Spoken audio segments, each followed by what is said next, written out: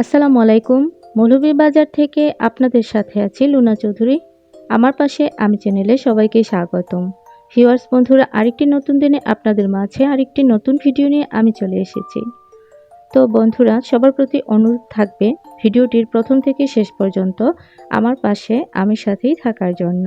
আর আপনি যদি আমার চ্যানেলে নতুন হয়ে থাকেন তাহলে আপনাকেই বলছি, আমার ভিডিওর কোনো অংশ যদি আপনার মনে একটুও স্থান পেয়ে যায় তাহলে কাইন্ডলি আমার চ্যানেলটিকে সাবস্ক্রাইব করে আমার পাশেই থেকে যেতে পারেন।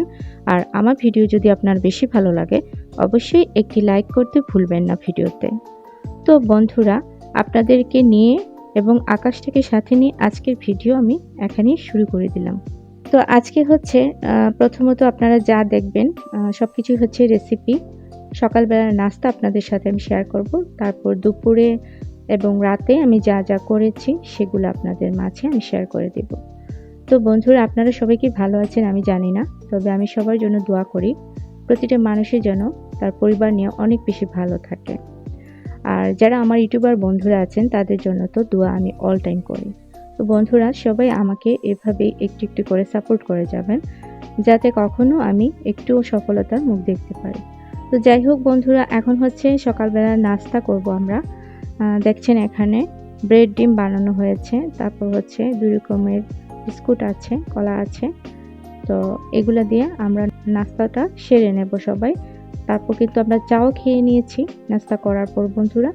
আর এখন হচ্ছে দুপুরের জন্য আমি কিছু আয়োজন করেছি, সেগুলো আপনারা দেখবেন। এখন হচ্ছে আমি জালি কুমড়ো ভাজি করব। তো এই যে আমি খুব অল্প তেলে কিন্তু এগুলো ভাজি করি, কারণ তেল আমাদের শরীরের জন্য অনেক ক্ষতিকর, এটা আমরা কিন্তু সবাই জানি মোটামুটি। তো আমি চেষ্টা করি আসলে তেলটা খুব বেশি কম দেওয়ার। কেউ কিছু মনে করবেন না, মশলা বা তেল খাওয়া আমাদের জন্য অনেক ক্ষতিকর। এই জন্যই আসলে আমি তেলটা খুব কম পরিমাণে দিয়ে থাকি। প্রতিটা মশলাই আমি একটু কম দিই।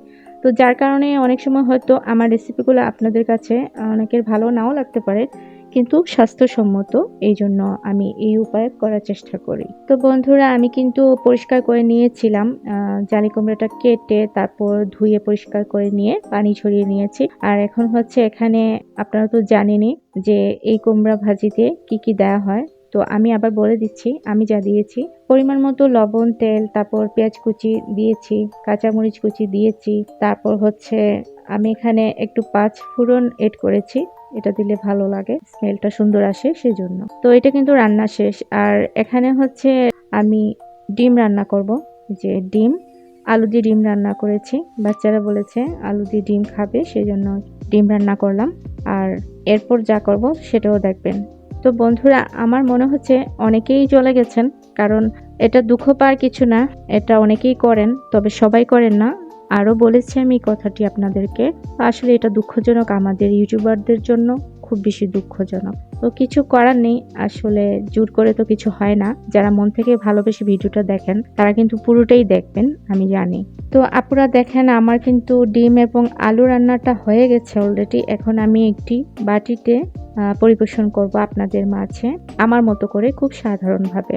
আমি মানুষটা যেরকম সাধারণ, আমার কাজগুলোই সেরকমই হবে, এটাই তো স্বাভাবিক। তো আপনারা অনেকে অনেক সুন্দরভাবে সবকিছু উপস্থাপন করেন, আসলে যার পরিস্থিতি যেরকম সে কিন্তু তার কাজগুলো সেভাবেই আপনাদেরকে দেখাবে। তো বন্ধুরা, আমার কাছে কিন্তু মোটামুটি ভালোই লাগছে। আপনাদের যদি ভালো লাগে এখন অন্তত একটি লাইক দিয়ে দিবেন যদি না দিয়ে থাকেন। আর এখানে কিন্তু আমি একটি বড়া ভেজে নিচ্ছি, এটা দেখবেন। আর আরেকটা কথা, আমার এই ভিডিওটা কিন্তু জোড়াতালির ভিডিও, মানে 2 দিনের ভিডিও আমি একসাথে মিশিয়ে আপনাদের মাঝে প্রেজেন্ট করেছি। কারণ আপনারা জানেন যে আমি বিভিন্ন কারণে প্রতিদিন ভিডিও তো দিতে পারিই না, সপ্তাহে 2টি দিতেই আমার অনেক কষ্ট হয়ে যায়। কারণ ভিডিও এডিট করা, ভিডিও তৈরি করতে অনেক কষ্ট। ছোট বড় ইউটিউবার আপু ভাইয়া সবাই কিন্তু জানেন এই কথা। তবে যারা পারেন বা যাদেরকে অন্যান্য কাজে হেল্প করার কেউ আছে তাদের বিষয় একটু আলাদা। তো আমার আসলে অনেক কাজে নিজেকে করতে হয়, বাসায় আমার কাজের মানুষও নেই। তো সবকিছু মিলে আমার কষ্ট হয়ে যাচ্ছে। আর এটা কিন্তু পরদিনের ভিডিও ছিল বন্ধুরা, মানে পরদিনের কিছু অংশ আছে, এখানে রান্নারও আছে।